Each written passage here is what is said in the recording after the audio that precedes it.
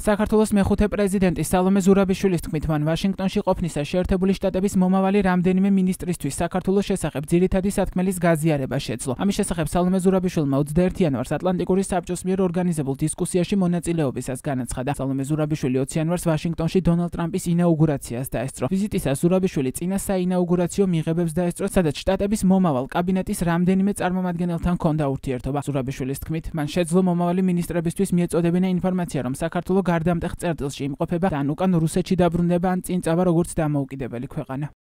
I was lucky to attend some of the pre-inaugural როგორც ეს ძირითადად ხდება მსგავს პირველ კონტაქტებზე მე წარმადგინეს და მათთვის ჩემი ძირითადი მესიჯის გადაცემა შევძელი. კერძოდ, საქართველოს როგორც არასდროს საჭიროებს თავისი ამერიკელი მეგობრების ყურადღებას, ვინაიდან ვითარება იქ გადამწყვეტია. რეალურად არდამტეხ წერტილში ვართ. ან უკან რუსეთში შეგვათრევენ, ან გზას გავაგრძელებთ, რომელიც დამოუკიდებლობიდან იყოს საქართველოს გზა. გზის, რომელშიც ამერიკული როლი არსებითი მნიშვნელობისა იყო ჩვენი ინსტიტუტების, ჩვენი ჯარის შექმნის, კონსოლიდაციის მხრივ და ზოგადად ქვეყნის დამოუკიდებლობის მხრივ. ასე რომ საქართველოს მოსახლეობას ეს სურს დღეს, როგორც ეს უნდა გუშინ და როგორც სამომავლოდ უნდა. ასე რომ ჩემი აზრით მომავალი ადმინისტრაციის ხალხმა ეს უნდა იცოდეს, ვინაიდან საქართველოში ეს მხოლოდ პოლიტიკური საკითხი არ არის და მთელი მნიშვნელობის მიუხედავად მხოლოდ ადამიანის უფლებებისა და რეპრესიების საკითხი არ არის. ეს რეალურად ეგზისტენციალური საკითხია. შეძლებს თუ არა საქართველოს თავისი გზის გაგრძელებას როგორც დამოუკიდებელი ქვეყანა, როგორც ქვეყანა, რომელსაც თავისი სუვერენიტეტის აღიარება და ევროატლანტიკური გზის მხარდაჭერა სურს.